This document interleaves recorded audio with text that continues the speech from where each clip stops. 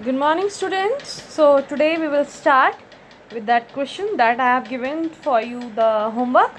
I hope you all have done it. Okay. So, here I come with the answer.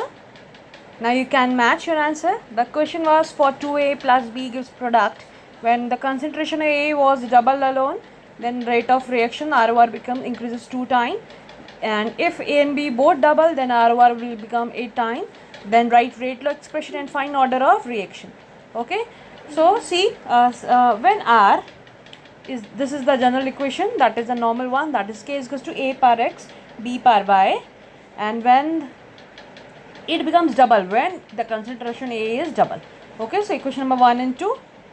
Okay, now the third equation is when ROR becomes 8 times when the concentration of A and B both are double. Okay, now what you need to do, we have to first find out the value of XY.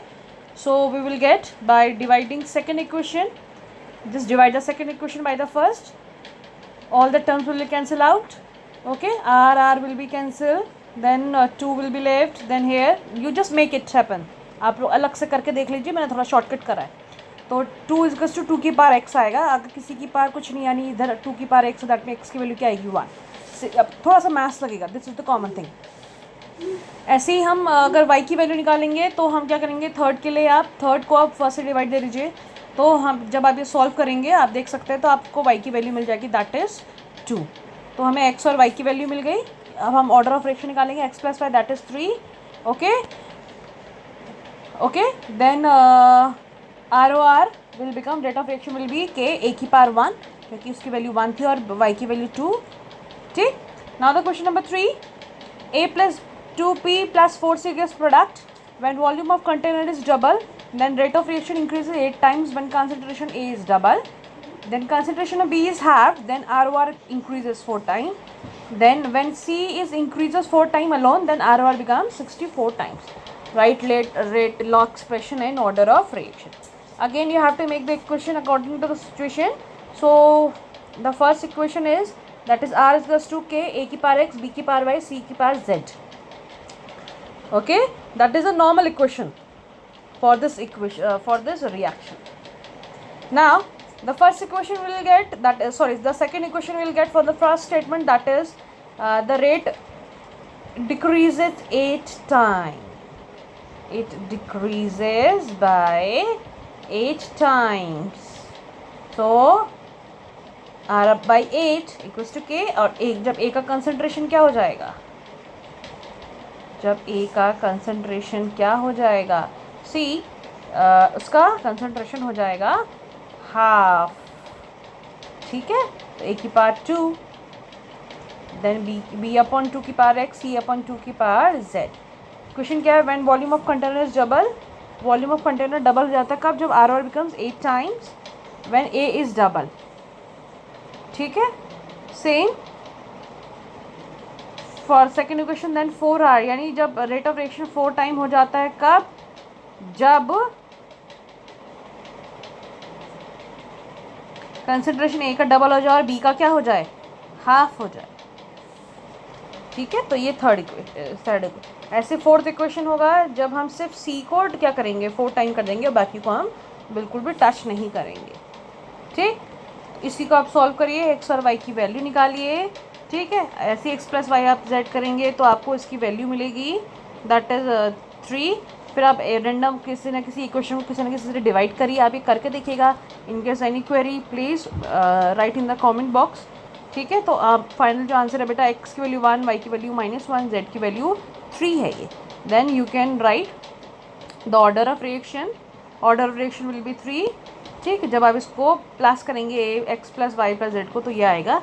Rate of reaction फिर final आपको लिख के दिखाना पड़ेगा, that ROR equals to K A की power 1 B की power -1 C की power 3. ठीक. Now some important tips, that some important points about the order of reaction. The first one is stoichiometric coefficient have nothing to do with the order.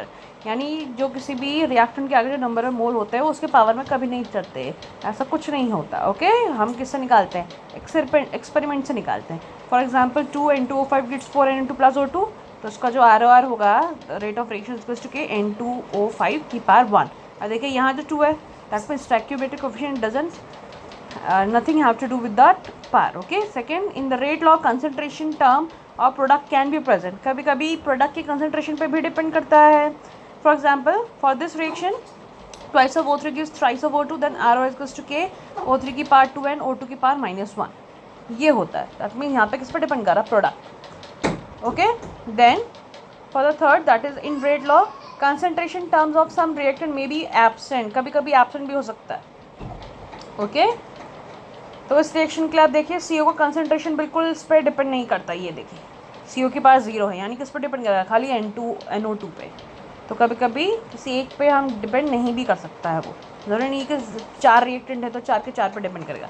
Next point is that in rate law concentration term of catalyst में भी present, कभी कभी catalyst के concentration के term पे भी depend करता है। That is twice of SO2 plus O2 gives twice of SO3 in presence of NO। ये रिएक्शन पहले भी कर चुके हैं, हमने देखा था वहाँ पे O2 और NO के कंसंट्रेशन पे डिपेंड करता है। Next simple elementary single step reaction जो होती हैं हमारी, नेक्स्ट टॉपिक है हमारी single elementary single step reaction, यानी कुछ रिएक्शन ऐसी होती हैं जो उनकी सिंगल स्टेप में हो रही होती है। For example 2x + 3y gives 4z, ये क्या है, सिंगल स्टेप रिएक्शन है।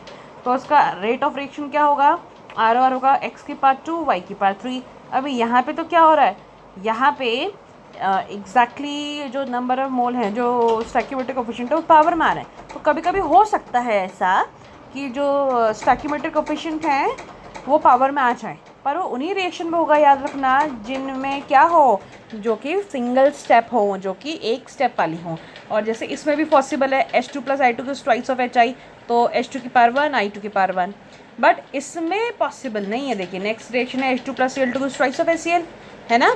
इसका ROR होना क्या चाहिए था कि H2 की पावर 1 और Cl2 की पावर 1, पर ऐसा नहीं होता। क्यों? क्योंकि ये रिएक्शन सिंपल नहीं है। देखो मैंने क्रॉस करा ना, तो एक्सपेरिमेंट से हमें प्रूफ पता चला कि ये ना H2 के कंसंट्रेशन पर डिपेंड करता है ना Cl2 के कंसंट्रेशन पे। ओके, तो अब हम जो है नेक्स्ट टॉपिक देखेंगे, वो अब हमारा यही होगा कि कॉम्प्लेक्स रिएक्शंस कैसे रेट ऑफ रिएक्शन लेके आती हैं। So that's all for the day. Okay.